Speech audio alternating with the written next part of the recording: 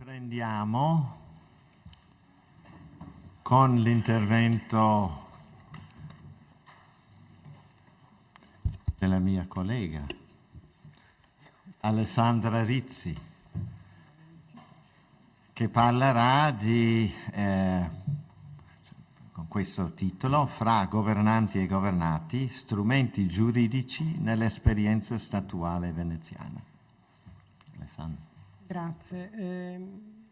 Premetto che molte cose sono già state dette, quindi mi scuso in anticipo se saranno anche delle ripetizioni, così è. La mia riflessione farà riferimento ai secoli XIII e XVI, durante i quali la città-stato lagunare consolidò la propria presenza sul mare e avviò l'esperienza di terraferma. Il decollo della realtà statuale veneziana avvenne, in qualche caso, capitalizzando una consuetudine di relazioni e presenze precedenti di natura diversa, trasformatesi nel tempo, in diversi casi, in dominium loci. Nel rapportarsi con altre realtà cittadine locali, Venezia fece uso dello strumento giuridico per avviare, regolare e successivamente adeguare tali rapporti e relazioni alle eventuali mutate circostanze. L'insistenza su tale modus operandi nella prassi di governo si associò comunque a un uso politico del diritto nei domini da parte della capitale, tra virgolette ovviamente. Da qualche decennio si insiste sull'importanza del diritto nell'azione di governo veneziana come strumento per affermare e radicare il potere del comune veneciarum, strumento politico in particolare per rifuggire le astrazioni di principio e per il suo preferire invece al momento dottrinale quello empirico, al tecnicismo un giudizio politico improntato a un senso di equità dai forti presupposti etici, nella convinzione, consapevolezza che la realtà non poteva, non doveva essere imbrigliata tutta quanta nella norma. Un diritto che molto presto, a partire dagli statuti tiepoleschi, si era proposto programmaticamente come punto di aggregazione e raccordo di un dominio che nel tempo si sarebbe costituito come un insieme di realtà disperse e fra loro eterogenee. In un'ottica politica allora il diritto poteva ben servire come primo momento di specificazione dei rapporti con le periferie e di formalizzazione del potere sovrano della dominante, e l'ordinamento giuridico come, e cito, schema capace di disciplinare i processi in atto di soggezione e integrazione con le popolazioni suddite. Chiusa citazione. Attraverso gli strumenti giuridici qui richiamati, Venezia procedeva nel contempo ad alimentare i concetti di autorità e sovranità da una parte, di partecipazione e collaborazione dall'altra. Ad ogni nuovo acquisto perciò si trovava a dover accordare il proprio diritto ad esercitare una sovranità, un'egemonia acquisita, all'esigenza di dare risposte concrete a richieste di partecipazione, a rivendicazioni di autonomia, autogestione e autodeterminazione. Strumento principe, come molti di voi hanno richiamato, utilizzato da Venezia per definire i rapporti con i domini, sono i patti di dedizione. Anzi, sono proprio la loro stipula che dà incontrovertibilmente il senso della mutata presenza veneziana in un luogo e che spiega la nuova relazione. L'accordo o privilegio pattizio, tratto tipico delle relazioni esterne veneziane, a cominciare, se si vuole, da quelle con la controparte bizantina, riguardò non solo i casi di acquisto territoriale vero e proprio, o al polo opposto senza alcuna relazione di dominio, quelli in cui era in gioco semplicemente la materia commerciale. L'accordo pattizio poté anche risultare utile come strumento flessibile nella progressiva penetrazione veneziana in un'area, come accadde per esempio in Istria, dove dai legami più blandi e risalenti addirittura del X secolo si passò a forme intermedie, protettorati, dedizioni imperfette come sono state chiamate, che consentirono a Venezia un dominio non pieno e neppure uniforme, una sovranità intermittente, prima di consolidare la propria presenza in via definitiva nel corso del Quattrocento. I patti di dedizione dunque furono utilizzati ampiamente da Venezia e, come accennato, con finalità e in contesti diversi, ma sistematicamente nella sua fase espansiva, determinando le modalità del passaggio e divenendo, come è stato detto con particolare riferimento alla terraferma, l'elemento chiave nella costruzione del modello di statualità veneziana. Di derivazione romana, l'istituto deditizio fu adattato alla situazione italiana trecentesca come forma di riconoscimento del dominio dal basso, in virtù del consenso volontario popolare, alternativa al progressivo venir meno delle tradizionali fonti imperiali di legittimazione.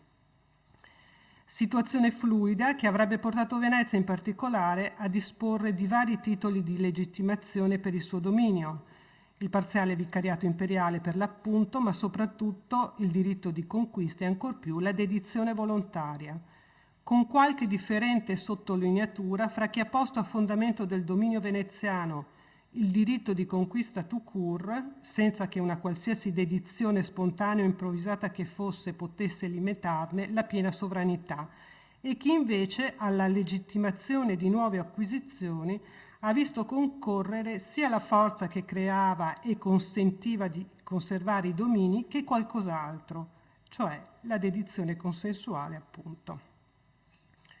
La sottomissione volontaria, reale o sollecitata che fosse, enfatizzata dalla trattatistica veneziana a partire dal Quattrocento, per lo più a fini propagandistici in contrapposizione al diritto di conquista non più nello spirito del tempo, costituiva la via maestra per instaurare o ristabilire una relazione tra governanti e governati, aprendo la fase contrattuale. E a Venezia ciò si attagliava perfettamente, come emerso da più riprese.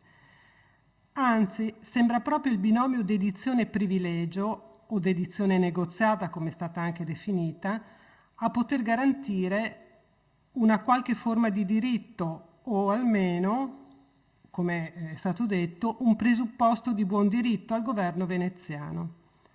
Più chiaramente ancora, le dedizioni volontarie, ma soprattutto contrattate, potevano certamente assicurare una legittimità più presentabile di quella che poteva garantire il mero atto di forza, soprattutto nei riguardi dei novelli aggregati, il cui nuovo status era negli intenti e nelle necessità veneziane mantenere.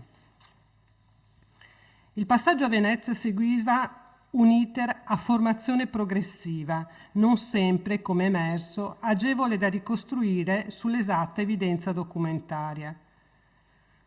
Si può così riassumere: dopo l'atto di resa, più o meno spontanea, con risvolti cerimoniali di dubbio interesse, la comunità presentava alla dominante una serie di punti sui quali chiedeva privilegi, riconoscimenti e spazi di autonomia, un modo anche parrebbe per riconfermare e rinsaldare all'interno della comunità stessa una comune solidarietà nell'impegno assunto perpetuo attendere ed osservare quanto raggiunto dai procuratori designati a presentare le istanze.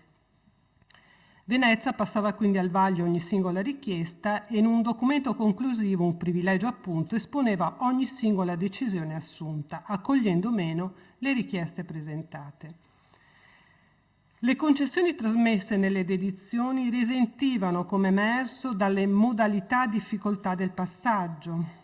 Pur confermandosi il quadro generale nei presupposti concettuali, affermazioni di sovranità, riconoscimento di autonomie che non intaccassero però mai il ruolo eminente dell'autorità centrale, necessità di fondare i legami futuri su una fiducia fidelitas reciproca, ogni dedizione risulta sempre ben riconoscibile dalle altre.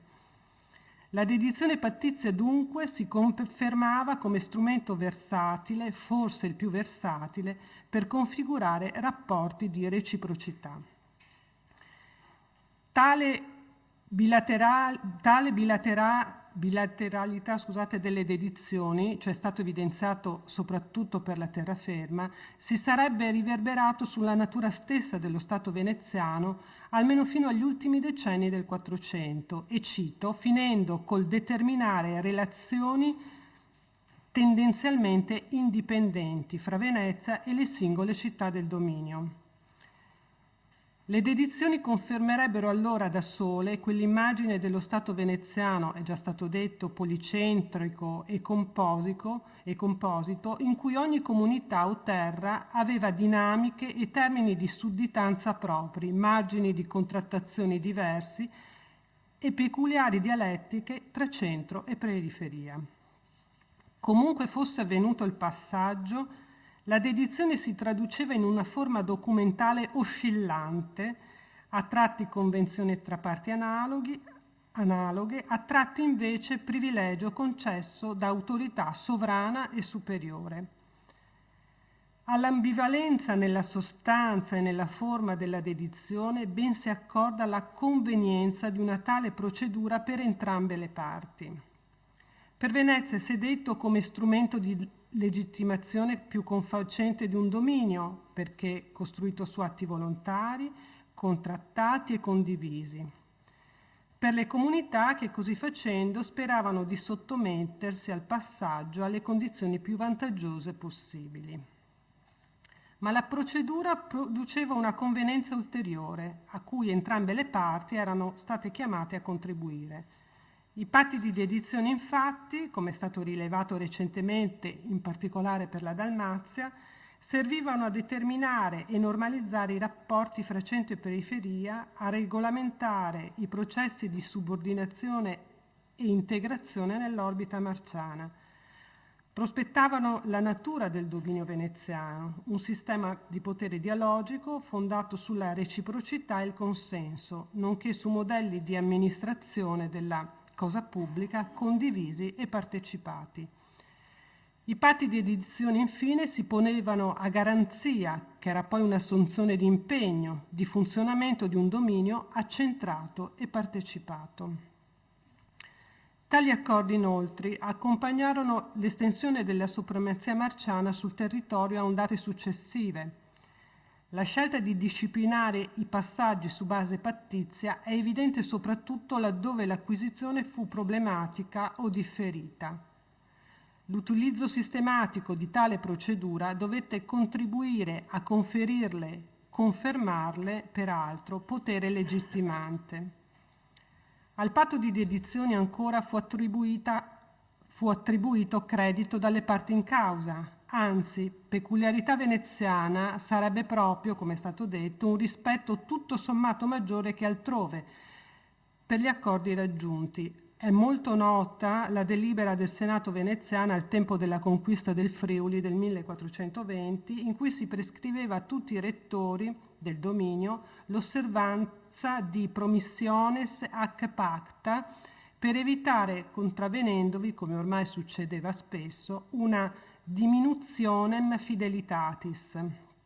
La disposizione avrebbe dovuto pertanto essere inserita nelle commissioni per facilitare l'opera di vigilanza dei rettori, come accade per esempio in quella del luogotenente del Friuli, ma una raccomandazione analoga da tempo ormai appariva anche quasi sistematicamente in quella dei rettori dalmati.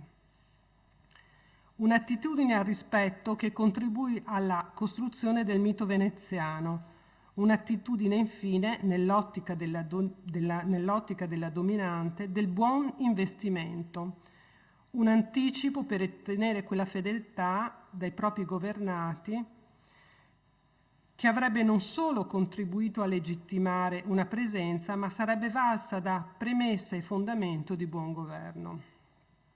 La volontà di mantenere rapporti di natura contrattuale coi territori si evince invece dall'uso di ricalibrare, ricontrattare, integrare lo strumento pattizio sulle mutate condizioni del rapporto capitale-sudditi.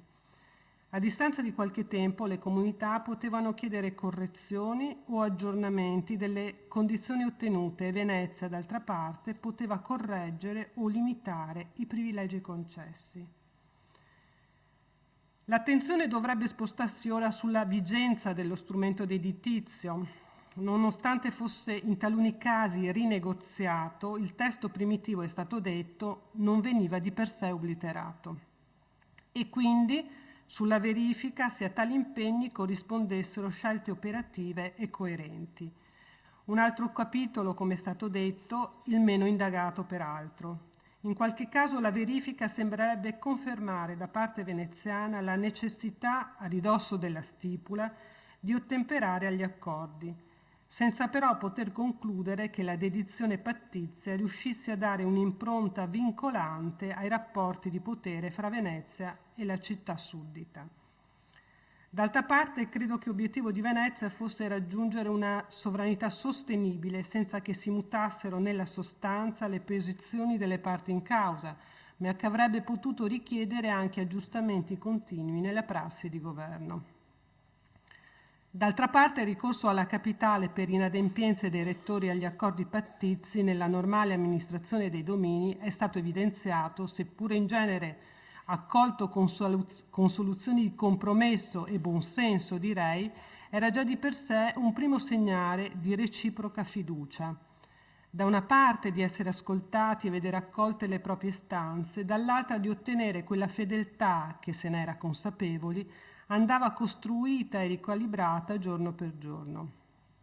Varrebbe la pena infine approfondire ulteriormente, come in qualche caso si è iniziato a fare, trama e peso specifico dei protagonisti coinvolti a vario titolo nella dedizione a Venezia, talora anche qualificati intellettuali, e ancora i costi veneziani in termini di privilegi, benefici, cariche, di tali trattative per i debiti contratti con le elite locali che promossero, nel caso evidenziato di Vicenza, come gruppo parentale, una pattizia convergenza di interessi.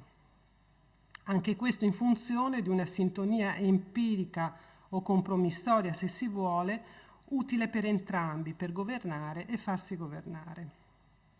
Istanza principale avanzata dalle comunità alla nuova capitale durante le trattative per il passaggio era quello di poter continuare a reggersi col proprio sistema normativo, e Venezia, in linea di massima, accolse la richiesta.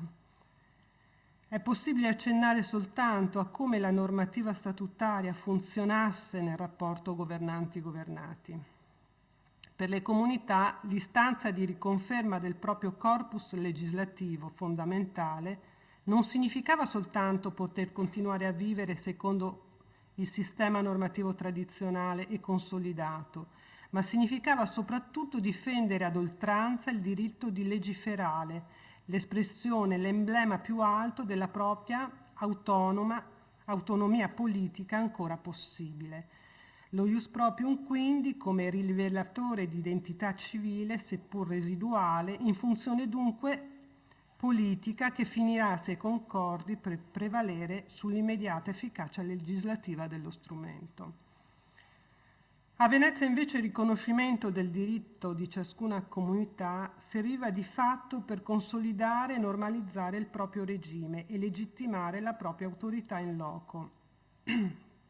Riconoscere o concedere nuovi statuti era nel contempo uno strumento di garanzia e di sovranità.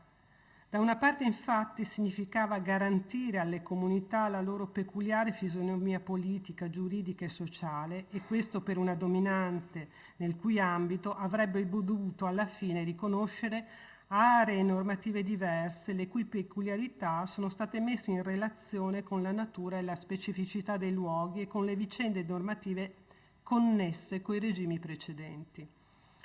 Dall'altra confermare gli statuti vigenti, ma anche promuovere localmente la messa per iscritto dello ius proprium o la riforma di norme obsolete o lesive degli interessi della dominante, rappresentava pur sempre un atto di imperio ed era quindi costitutivo di sovranità. Venezia del resto aveva altri strumenti per intervenire sulle concessioni fatte in materia di statuti e non solo nei privilegi di dedizione. Anzitutto rivendicava il diritto di riserva. Da Venezia ci si riservava sempre di avocare, revocare, aggiungere, diminuire, correggere, laddove la normativa locale fosse risultata non compatibile col sistema di diritto e di potere veneziani. Il diritto di riserva quindi diventava per Venezia uno strumento essenziale di governo e subordinazione. La conferma degli statuti vigenti da parte veneziana, infine, non solo non era un atto dovuto e automatico, ma era dettata da ragioni politiche e di convenienza e rispondeva anch'essa al fine di produrre consenso intorno alla dominante, offrendole un'opportunità di ostendere humanitatem et clementiam.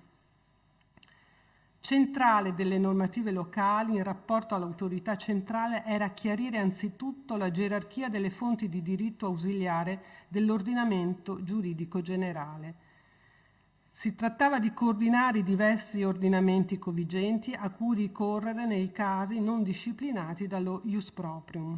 Questioni note su cui non è intenzione insistere se non per ribadire che la graduazione della gerarchia delle fonti di diritto nei domini dello Stato veneziano ben rifletteva i presupposti giuridici di ogni singola comunità, nonché i rapporti di forza fra centro e periferia.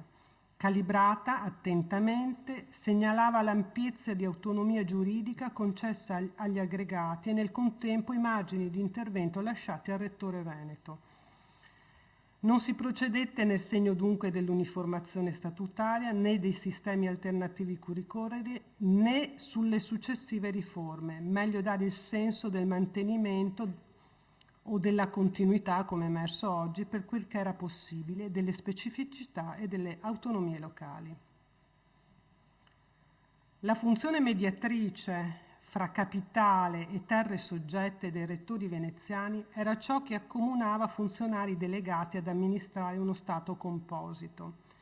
Essi erano chiamati, in estrema sintesi, a svolgere funzioni di collegamento fra Venezia e i diversi centri del dominio.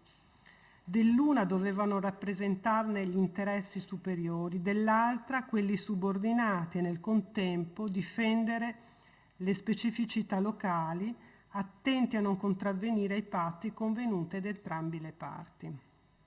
Pertanto, piuttosto che funzionari o professionisti con competenze tecniche specifiche in diritto e procedura, erano piuttosto dei politici con capacità generali di comando, nonché di diffusione e smistamento delle informazioni tra la capitale e i distretti soggetti.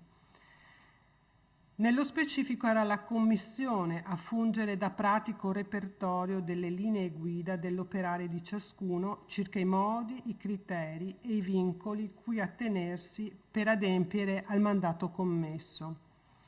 Testo che può contribuire dunque a determinare il profilo politico-istituzionale di ciascun rettore inviato nei reggimenti.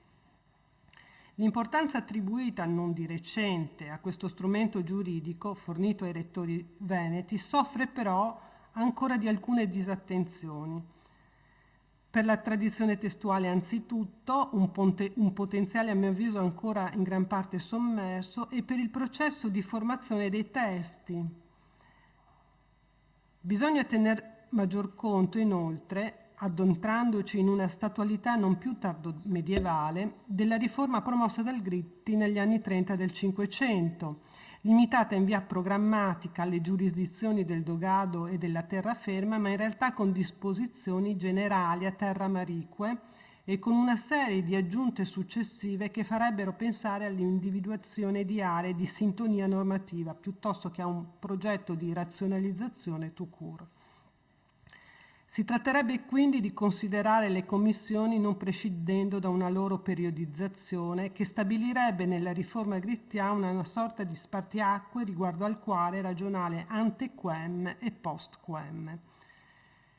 Le commissioni infine andrebbero ulteriormente considerate, oltre che per la parte relativa al mandato vero e proprio, con l'indicazione della gerarchia delle fonti di diritto, dei compiti demandati alla sola discrezionalità del rettore, dei doveri di questi nei confronti della Repubblica e dei sudditi, anche per quella contenente la cosiddetta consolidazione raccolta, formata da materiale legislativo e giurisprudenziale accumulatosi nel corso dei secoli, una sorta di corpus del diritto veneto da applicarsi fuori Venezia e che con il progressivo venir meno del testo statutario come strumento di immediata efficacia sembrerebbe assumerne una qualche stabile funzione di aggiornamento e integrazione. La Commissione, posta in relazione all'istituzione stessa di un nuovo reggimento, quasi sua particolare legge costituzionale, segnalava dunque l'ampiezza dei poteri giurisdizionali del Rettore. Essa quindi, secondo alcune chiavi di lettura offerte in riferimento all'uno o all'altro dei domini veneti, poteva valere a integrazione normativa degli statuti locali o come chiave per la loro lettura e interpretazione, o ancora come strumento per ribadire quanto pattuito negli atti di dedizione, o infine avrebbe potuto anche rivelarsi come il luogo giuridico in cui si manifestava un'alterità, cioè l'innescarsi di una frizione tra il diritto veneto e il diritto locale. Meglio ancora forse, la commissione del Rettore veneziano avrebbe funto da strumento di raccordo e coordinazione per l'insieme delle normative generali e particolari, spazio unico in cui far convivere ordinamenti concorrenti ma legittimi e funzionali, e nell'insieme riconducibili ad istanze complementari, vale a dire la necessità di ordine e gerarchie del centro, coniugate con i bisogni di partecipazione e solidarietà delle periferie, come è stato per esempio detto per il Dogado. È in questo modo di operare che sarebbe consistita peraltro la cosiddetta non politica del diritto veneziana. Piuttosto che mettere ordine nell'insieme di riferimenti normativi, di procedere a un livellamento legislativo generale, si sceglievano altre strade come l'uso calibrato e mirato delle commissioni istituzioni e rettori, come scrisse Cozzi ormai parecchio tempo fa. Quindi quest'uso mirato per disciplinare su un piano di effettività e quindi politico il rapporto anche giuridico tra centro e periferia. Ed era a tutti gli effetti un uso calibrato dal momento che la commissione era formulata ad personam per la carica che si andava ad assumere, riscritta ad ogni mandato fino alla fine della Repubblica e infine dotata di una sua peculiarità dettata dai luoghi e dai momenti a cui rispondeva una riconoscibilità più generale. La tendenza infine delle commissioni a condensare l'essenza stessa di un sistema giuridico poteva bene esprimersi nella fissazione definitiva in esse della gerarchia delle fonti di diritto. La sintesi fra le diverse fonti normative covigenti portava a segnalare, come sembra, soltanto gli istituti essenziali per il governo di questa o quella periferia e la Commissione, come è stato detto, poteva essere essa stessa fonte di diritto che faceva agio sulle altre, insieme strumento di governo con cui si potevano raddrizzare situazioni che altrove, per esempio nei patti o privilegi, si erano rivelate pericolose o inopportune. Nel tempo poi la Commissione si sarebbe confermata come strumento di sintesi giuridica di quel che valeva e vigeva di volta in periferia, con il progressivo costituirsi di quel corpus del diritto veneto cui si accennava. Prime considerazioni che confermerebbero tuttavia l'importanza di tale strumento giuridico nel definire la relazione governanti-governati, una relazione mediata dal Rettore il cui ruolo è rappresentato programmaticamente in quella sintesi di istruzioni cui si è data attenzione, consegnatagli all'inizio del mandato, essa stessa come sempre luogo di mediazione giuridica e politica.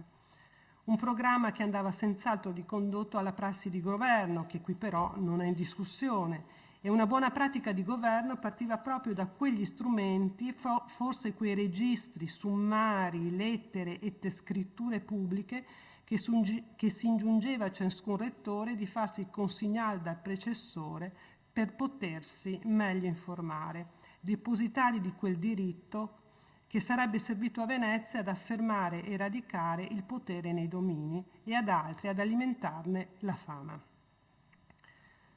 Gli strumenti giuridici cui si è accennato costituivano, come sembra, una sorta di sistema giuridico integrato, con richiami ora all'uno, ora all'altro nella prassi di governo, coordinati o integrati, al più, semmai, giustapposti. e si andavano a costituire lo strumentario che dava certezza ai rapporti fra governanti e governati e limiti all'estensione delle prerogative reciproche.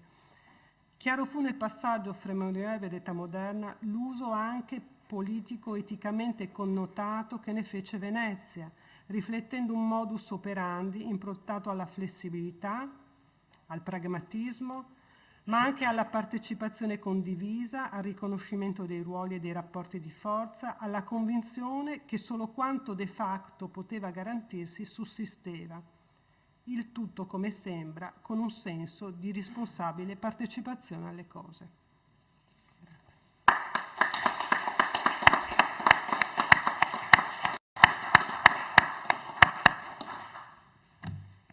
Oltre per il contenuto, è molto interessante, ti ringrazio per la perfetta tenuta dei tempi incredibile. Quindi abbiamo avuto un po' di liquidità dei confini e adesso un po' di ambivalenza nella forma e nella sostanza che fa funzionare la gerarchia delle fonti del diritto tra governanti e governati. Adesso passo la parola a Nikos Karapidakis che ci parlerà di identità, simboli e rituali, dominanti e dominati. A te la parola, Nikos. Grazie. Signor Presidente, grazie anche agli organizzatori. Mi scuso di parlare in francese però, perché non avevo il tempo di fare il testo in italiano, allora passerò in francese. La recherche historique portant sur les rapports entre dominants et dominés dans les territoires de Venise au Levant conclut dans les années 90 que les relations entre dominants et dominés se trouvaient beaucoup de points de convergence et n'étaient pas influencés au degré qu'on pouvait le penser, a priori, par les différences religieuses ou les différences linguistiques. Que les conflits sociaux, les plus souvent éclatés par les rapports de force à l'intérieur du groupe dominé, étaient neutralisés grâce aux initiatives du groupe dominant, que la religion elle-même, intégrée dans un système d'encadrement des populations, constituait davantage un code de communication qu'un code de différence, que les groupes dominants évitaient toute modernité en recourant plutôt aux moyens déjà existants, la nouveauté pouvant être perçue par les populations en tant que révolution dangereuse et indésirable. À partir de cette même décennie, les historiens grecs, plus particulièrement, devenaient de plus en plus attentifs aux structurations sociales et administratives opérées à l'intérieur du groupe des dominés. La recherche s'était en même temps montrée attentive aux histoires propres du groupe dominé, à savoir les stratégies des grandes et puissantes familles, notamment en Crète, mais aussi dans les îles Ioniennes, ainsi qu'en construction généalogique et historique qui construisaient ou refaisaient en passé. Les travaux des historiens italiens de la même période, je pense notamment à Alfredo Viggiano, mirent en relief les conflictualités à l'intérieur du groupe des dominés dans la Crète du XVIe siècle, ainsi que la conceptualisation qui faisait de leurs États dans le Levant les différents administrateurs vénitiens. Ils faisaient, nos collègues italiens, dans leurs travaux, une large part à la société des dominés, à leur pouvoir, leurs conflits, à leur hiérarchie sociale, surtout au XVIIIe siècle, tout en dégageant un riche champ de réflexion politique et philosophique concernant l'état du Levant mis au point par les élites vénitiennes dominantes. Le travail de Marco Foglin a accentué l'importance de la création d'une strate administrative intermédiaire au croisement de la haute administration vénitienne et les populations dominées. Travail qui a permis de mieux cerner certains comportements sociaux. Une large part de la recherche a été, d'autre part, consacrée au rituel du pouvoir, mais aussi, plus récemment, et en reprenant des travaux antérieurs, à l'importance des saints locaux et tel Saint Spiridion de Corfou. Il avait été fait, entre-temps, la jonction pour l'étude des élites grecques dans l'espace vénitien en comparaison à celles qui se trouvaient dans l'espace de l'Empire ottoman. Nous sommes par conséquent mieux renseignés aujourd'hui sur ces questions que ne l'étaient nos prédécesseurs si nous tenons compte, entre autres, des travaux du Congrès relativement récents dirigés par Chryssa Maltesu et portant le titre Venetocrazia et Greci. Mais nous sommes moins certains devant l'explication des phénomènes de domination, ceux-ci présentant encore une grande complexité. Afin de saisir dans le vif cette complexité des rapports entre dominants et dominés, dans l'espace de pouvoir vénitien dans le Levant, nous proposons à l'analyse quelques éléments d'une affaire qui a défrayé la chronique de Corfou, et pas seulement dans les années 1771-1773.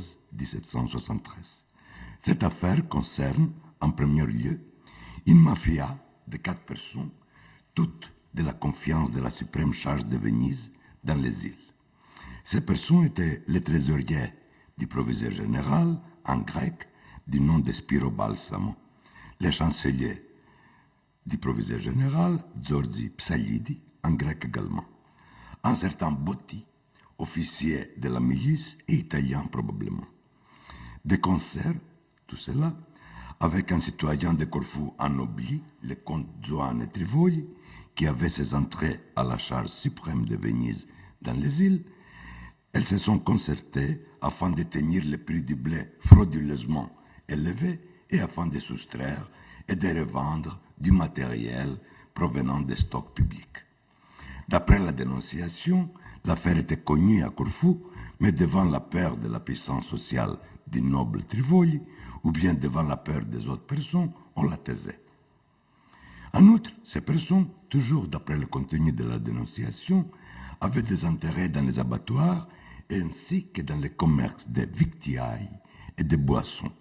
En provoquant artificiellement la cherté, elles s'enrichissaient de la hausse des prix.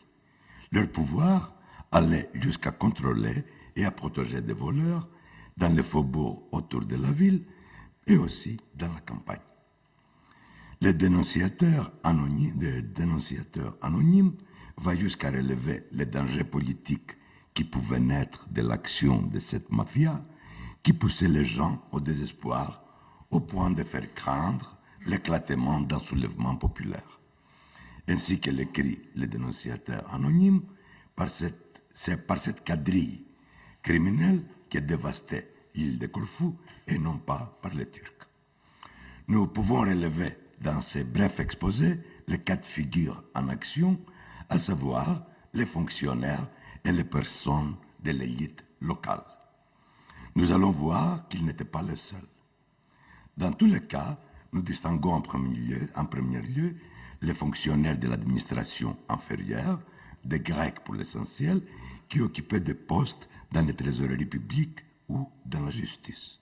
Connaisseurs de la langue grecque, ils étaient des intermédiaires entre les hauts fonctionnaires vénitiens et les populations administrées. En théorie, et pas seulement en théorie, ils constituaient une classe intermédiaire qui pouvait contrebalancer au profit de l'État les pouvoirs de la classe puissante des seigneurs terriens regroupés, eux, dans le Conseil des citoyens.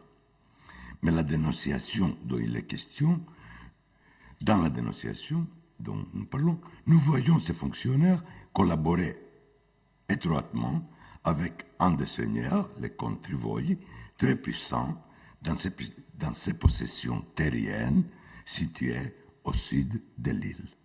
Par une autre pièce, versée dans le dossier de l'enquête, nous apprenons davantage sur l'activité de cet homme, ces membres de la classe des citoyens, laquelle constituait par son histoire et sa philosophie politique la charpente et le ciment de la domination vénitienne dans le Levant. C'était les très fidèles citoyens de Corfou. Bon, je passe vite sur ses activités. En fait, il était protecteur d'une mafia qui terrorisait la campagne. Nous avons beaucoup de détails, mais je vous en passe pour ne pas vous fatiguer. Au fil des dénonciations et des accusations qui sont dans le dossier, relevons toutefois une constante.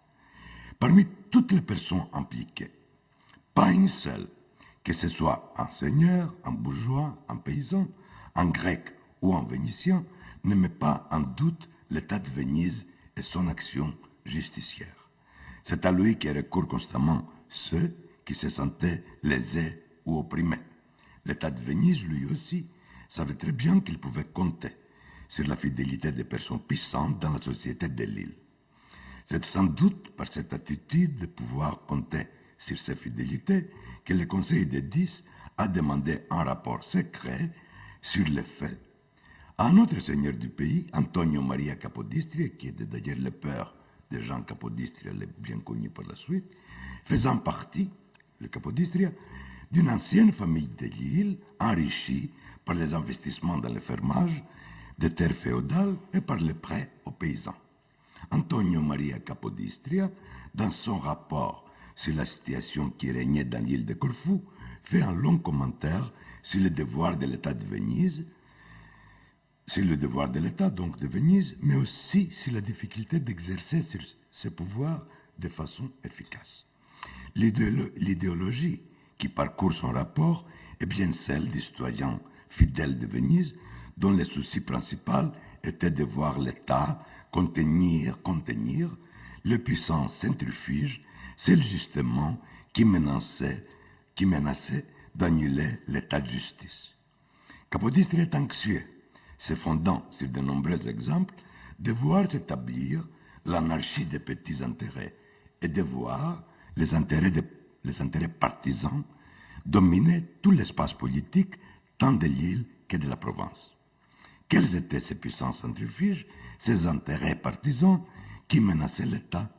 C'était d'abord les fonctionnaires même de Venise, comme le proviseur général Querini, qui, pour être d'un naturel assez bon, se trouvait exposé aux mauvaises intentions du personnel de son service et de son entourage. C'était ensuite ce personnel qui profitait de sa position pour détourner le pouvoir public à des fins particulières. La remarque de Capodistria confirme la dénonciation qui concernait la mafia dont nous avons parlé plus haut, une imbrication d'intérêts entre fonctionnaires supérieurs et inférieurs, vénitiens le premier, grecs le second, qui profitaient de leur position. Capodistria cite leurs noms, et ce sont les mêmes que contenait la dénonciation anonyme, mais il ajoute parmi les acteurs les noms d'autres fonctionnaires de Venise et n'hésite pas de dire, et sans embâche, qu'un des capi d'Amar, du nom de Memo, donc quand même de l'aristocratie, accordait sa protection à des factions de criminels qui sévissaient dans la campagne. Sa protection consistait à taire le meurtre qui se commettait, mais aussi à protéger d'une éventuelle punition ceux qui les avaient commis. Dans un certain nombre de crimes de non-style survenus en plein village, dans la province de Lefkimi, il n'a même pas été dressé le procès verbal de l'enquête. Dans un autre cas, le principal suspect était un des citoyens principaux de la cité. Il a été arrêté, mais pour être libéré quelques jours après, sans aucune punition. D'après Capodistria, le coupable a pu racheter sa libération contre une somme d'argent. Dans la région de l'Efkimi toujours, la guerre des factions, à savoir celle des braves du comte Trivoli et des familles de paysans, finit par une trêve provisoire pour recommencer de nouveau quand les paysans ont assassiné, pour se venger, un membre de la famille rivale. Le proviseur général de l'île n'avait rien fait pour arrêter les coupables, et quant à la personne qui avait osé se plaindre de cet assassinat, elle s'est retrouvée assassinée à son tour. Nous pourrions commenter, en se tenant à ces informations, que la réticence des autorités à trancher sur les conflits locaux laissait une large part à la vendetta et à la loi du sang. Notre commentaire est corroboré par une autre information contenue dans le même texte qui nous apprend que le village d'Anaplades et d'Eriglades au sud de Corfou était livré à la guerre de deux factions, celle des familles des Scurilli et des Culuri, dont les membres commettaient des meurtres et s'adonnaient à des actions de violence. Cette information est importante en ce qui concerne l'organisation des dominés et notamment l'organisation sociale des paysans. Nous y retrouvons, ce qui est confirmé par d'autres recherches, le groupement des hommes autour de puissantes familles paysans, lesquels assuraient justice et protection en leurs membres en passant outre de la justice officielle ou bien en la suppléant dans les cas où elle était impuissante et absente. L'absence ou l'impuissance de la justice officielle, tant déplorée par le rédacteur du rapport, menaçait, comme il dit, le social système. Mais il semble que l'impuissance ou l'absence supposée de justice relevait d'un système de fonctionnement social plus compliqué dont le ressort principal passait par l'implication des juges et des fonctionnaires des tribunaux dans les différentes affaires. C'était le cas dans notre histoire de l'affaire des tentatives d'empoisonnement du paysan Spiro Bastia par Andrea Emanuele Mustoxiti. La victime de la tentative a eu recours à la justice, mais le chancelier du tribunal avait trouvé bien des prétextes pour ne pas dresser le procès verbal de l'enquête. Capodistria en était désespéré au point de s'écrier « Stando in levante così le cose ». La complexité et le jeu de connivence allaient plus loin si nous tenons compte d'une autre insinuation que formule le rédacteur du rapport, visant cette fois le chancelier du proviseur général et laissant entendre qu'il avait fomenté et dirigé une insurrection des paysans dans le village de Coracana, insurrection qui s'était retournée contre des présumés coupables d'un homicide, le noble frère Ricci, dont l'un finit par être assassiné et décapité dans un autre village, le village de Coquille. Ces partis, qui regroupaient indifféremment des seigneurs, des fonctionnaires et des personnes appartenant à d'autres classes sociales, tentaient de dominer en ville et en campagne, comme avaient tenté de faire les Varouca et les Scordilli, seigneurs d'origine crétoise et donc représentants d'une vieille idéologie nobiliaire, et syndics de la ville de Corfou, ayant formé une faction avec les comtes Zoane et Trivoli, dont nous avons parlé plus haut, avec les comtes Mamouna, récemment intégrés au groupe des citoyens, un certain Fakinei, personnage faisant partie de la milice et souvent accusé d'injustice. Tous sont dénoncés comme membres d'une faction qui terrorisait la cité. Ces factions pouvaient revêtir une forme quasi institutionnelle, comme dans le cas d'une tournée de justice faite dans la campagne par le chancelier Psaïdi, le syndic de la ville Varouca et le frère du proviseur général Kerigny, accompagnés de 300 bandits armés. Le chef de l'équipée sauvage était le syndic de la ville Varouca, et pourtant ces équipés qui se faisaient au nom de la justice n'avaient rien de nouveau à se tenir aux réglementations mises déjà au point depuis la fin du XVIe siècle. Quelles conclusions pouvons-nous attirer de ces sombres tableaux de vie sociale? Il est d'abord à relever une double lecture de la société que nous rencontrons dans les textes.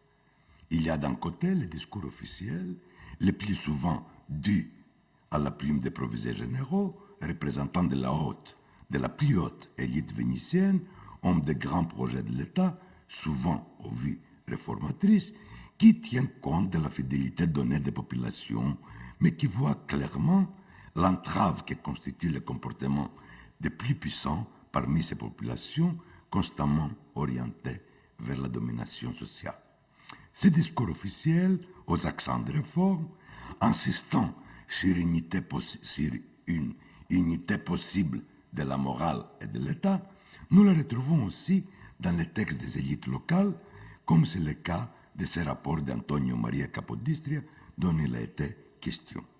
Toutefois, pour peu qu'on s'éloigne des velléités qu'expriment les textes officiels, il se dégage une situation beaucoup plus compliquée et particulièrement révélatrice de l'organisation sociale des administrés. Il s'agit en premier lieu de la prépondérance, tantôt apparente, tantôt déclarée et clandestine, des familles puissantes ou des alliances de familles puissantes qui paraissent tout contrôler. Les institutions publiques, telles les fonds de Guillemont de Piété, les chambres fiscales et la justice, leur domination ne s'arrête pas à ce contrôle des institutions officielles, mais ils s'étendent sur les zones parce qu'ils regroupent dans leur réseau les hommes de la campagne et les hommes de la ville. Leur pouvoir n'est pas toutefois sans l'aide et la participation des représentants des dominants, soit de hauts fonctionnaires au niveau des recteurs, soit de fonctionnaires inférieurs qui occupent des postes importants dans la justice et la finance. Ces derniers sont en général des Grecs qui, sans provenir du point de vue social des anciennes familles dominantes, elles dominent l'espace politique et sont en intelligence avec les autorités vénitiennes pour consolider ou pour mettre en place des raisons d'action illégales et clandestines. Pour le faire, ils sont en état de mobiliser des groupes de paysans, voire des hommes de main. Quant à l'organisation des classes dominées, et surtout celle des paysans, nous avons pu distinguer des associations de familles dépendantes ou pas de certains seigneurs, capables de produire leur espace de pouvoir pour résister aux pressions exercées sur eux. Quoi qu'il en soit, il est permis de pouvoir parler d'une identité paysanne exprimée par les revendications et l'élite paysanne contre ceux qui essayent de leur exercer une pression. Dans ce contexte, comment poser la question sur les identités, les symboles et les rituels? Nous pourrions avancer que les identités ne sont pas toujours claires. La majorité des dominés se sentent très confortablement dans l'identité du sujet de Venise et ils ne mettent pas en doute, dans aucun cas, la domination de Venise ni le système de valeurs qui l'accompagne, et notamment celle de la justice.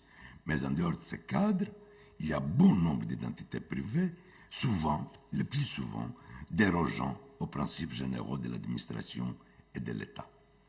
Les familles des seigneurs dominés s'identifient par leur pouvoir et dans leur pouvoir social avec leurs terres, leurs hommes et leur mainmise sur les institutions en admettant de s'éloigner des grands principes de l'État et de la justice. Les Vénitiens dominants s'identifient aux grands principes de leur État et de son administration, quitte à s'éloigner pour différentes raisons, le plus souvent par souci de s'adapter dans les milieux locaux et de s'éviter une ingérence très dangereuse ou difficile à administrer, préférant les médiations et les compromis. Il n'est pas sans relever non plus des affaires de vénalité et de compromissions frauduleuses. Le tout des limites de larges espaces privés d'exercice du pouvoir informel, mais réel, qui rehaussent le prestige familial et enrichissent le patrimoine. À cette mainmise du privé, qui s'accommode de la puissance publique, n'échappe pas le religieux. À examiner le patronat des églises, nous y rencontrons une mainmise totale par les puissantes familles ou, à défaut, par les associations de paysans. En conclusion, nous pouvons affirmer de la persistance de vieux comportements archonto, seigneuriaux donc, c'est-à-dire seigneuriaux, qui se pérennisent dans l'État moderne. En reconsidérant toutefois les conditions essentielles du pacte entre société locale et les autorités de Venise, nous pouvons dire nous pouvons parler d'une large autonomie politique des puissants locaux en échange de leur fidélité. Pacte qui ne rend en rien contradictoire l'administration des autorités vénitiennes, mais éclaire plutôt leur intention de préserver un état de fait. Je vous remercie.